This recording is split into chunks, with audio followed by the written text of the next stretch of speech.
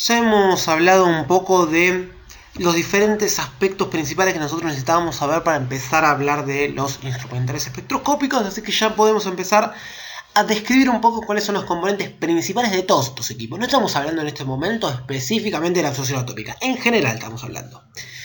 Siempre estos equipos tienen una fuente de onda, es decir, tienen una fuente capaz de darnos a nosotros la radiación electromagnética que necesitamos. De una u otra manera tenemos selectores de esta longitud de onda, aunque no los tienen necesariamente todos los equipos. Es decir, cuando nuestra fuente de onda nos da diferentes ondas, podemos tener otro bloque capaz de seleccionar la longitud de onda que tenemos. Luego hay otro bloque que porta la muestra. Puede ser algo tan sencillo como una cubeta o cosas más complejas, como vamos a ver con la absorción atómica, pero siempre son portadores de muestra, a donde la radiación electromagnética ingresa y luego esa radiación electromagnética sale de nuestra muestra con menor intensidad. Necesitamos nosotros de alguna manera ser capaces de analizar la intensidad de luz incidente y la intensidad de la luz transmitida para conocer la absorbancia de nuestra muestra. Por lo tanto, vamos a necesitar detectores capaces de analizar esa intensidad. Y obviamente, todos estos detectores siempre van a dar algún tipo de respuesta de tipo química, electrónica, eléctrica, que vamos a tener que hacer algún tipo de conversión a sistemas analógicos para que una computadora sea capaz de absorber esos gráficos y arrojarnos gráficas que podamos utilizar. Vamos a dividir un poco cada una de estas partes y vamos a hablar de manera general. No es necesario que ustedes lo sepan, pero sí es para que podamos empezar a vislumbrar un poco todo el amplio espectro de los instrumentos espectroscópicos. Por ejemplo, cuando un instrumento tiene materiales que son llamados celdas, primas, lentes de vidrio, algunas ventanas, no necesariamente va a utilizar vidrio o plástico. ¿Por qué? Bueno, porque el vidrio o el plástico absorben también radiación electromagnética. Entonces, depende de dónde sea la radiación electromagnética que nosotros estemos utilizando. Es decir, si queremos trabajar con equipos que trabajan con UV, equipos visible, equipos que trabajan con IR cercanos, IR o IR lejano, vamos a trabajar con diferentes materiales, desde videocores, desde sílica fundida, fluoruro de litio, hasta lentes de cloruro de sodio, de bromuro de potasio, de selenuro de zinc. Bueno, diferentes compuestos pueden ser utilizados en diferentes instrumentos para generar cosas que en principio ustedes se las pueden pensar como vidrio, porque no necesariamente podemos utilizar vidrio, ya que el vidrio puede absorber en alguna de estas longitudes de onda. Como fuente de energía, bueno, dijimos que necesitamos algo capaz de darnos a nosotros radiación electromagnética.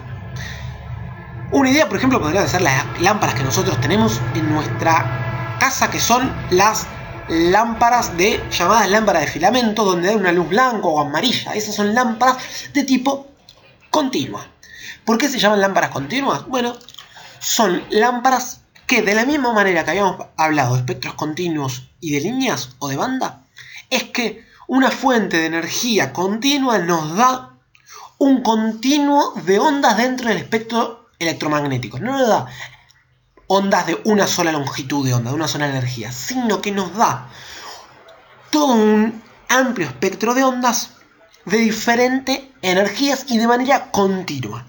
Pueden ser, por ejemplo, lámparas de argón, lámparas de xenón, lámparas de deuterio, lámparas de tungsteno u otros tipos de lámparas que se utilizan para equipos de IR que no van a ver este año, como pueden ser la lámpara de Nernst o el cable de níquel cromo nicromo. Pero además vamos a tener otro tipo de fuentes que son las llamadas de lineal. Quiere decir que son fuentes que nos van a dar radiación electromagnética de una longitud de onda finita, como pueden ser la lámpara de cátodo hueco o los láseres.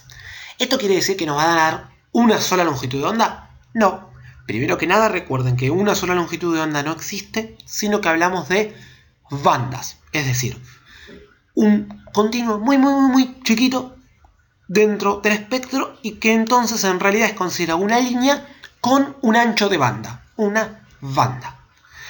Y además no va a dar solamente una banda, sino que pueden dar diferentes bandas dentro del espectro, pero no es un rango continuo. Para absorción atómica, las más importantes son la lámpara de cátodo hueco y la lámpara de deuterio que vamos a estar viendo a lo largo de la materia. Ahora hablaremos de lo que son los selectores de longitud de onda. Dijimos que podemos trabajar con fuentes de radiación continuas o lineales o de bandas, pero siempre nos van a estar dando, incluso las de bandas, diferentes ondas espectroscópicas, diferentes ondas con diferentes energías, y a veces el equipo tiene que trabajar solamente con una. Recordamos la ley de Beer que dijimos que es importante trabajar siempre con una sola longitud de onda, ya que la absorbancia y la concentración van a estar muy relacionadas y de forma lineal solamente en un rango chiquito de concentraciones y cuando la longitud de onda sea una, es decir, cuando la luz sea monocromática, no policromática. Por eso necesitamos selectores de longitud de onda. Si ustedes van a el archivo de repaso de ondas electromagnéticas, van a ver que hablamos un poquito de lo que eran la dispersión de las ondas. En algún momento definimos como una luz blanca, a través de pasar por un prisma de vidrio, esa luz blanca, que es un espectro continuo, cortito pero continuo al fin de todo el espectro UV visible, se separa en las diferentes ondas del espectro visible. Es decir, estos son selectores de longitud de onda porque a través de los fenómenos de difracción y reflexión que tiene la materia y la onda, es que nosotros podemos separar diferentes longitudes de onda aun cuando vengan desde una misma fuente.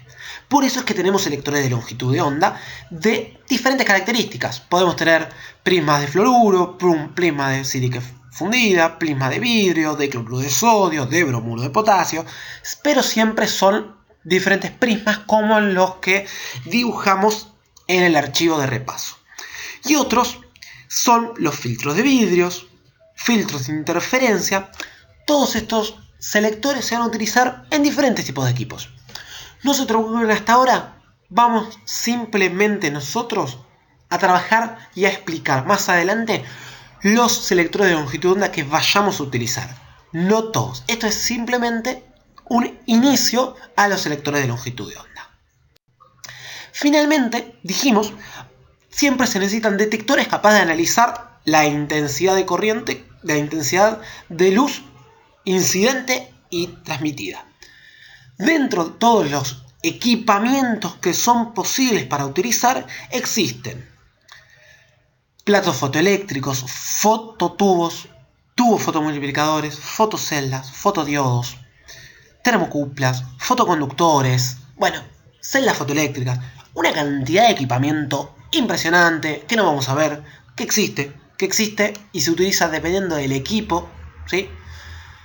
Nosotros vamos a trabajar solamente con absorción atómica y vamos a ver los tubos fotomultiplicadores, principalmente. Entonces, no se preocupen de nuevo de todo esto, sino que quería acercarles que existe un montón de formas de generar detectores que están construidos de diferente manera y que se utilizan dependiendo de la región del espectro en el que trabaje nuestro equipo, por lo tanto dependen en el fondo de cuál equipo vamos a estar hablando. Y a partir de este momento vamos a entrar directamente a trabajar sobre la absorción atómica.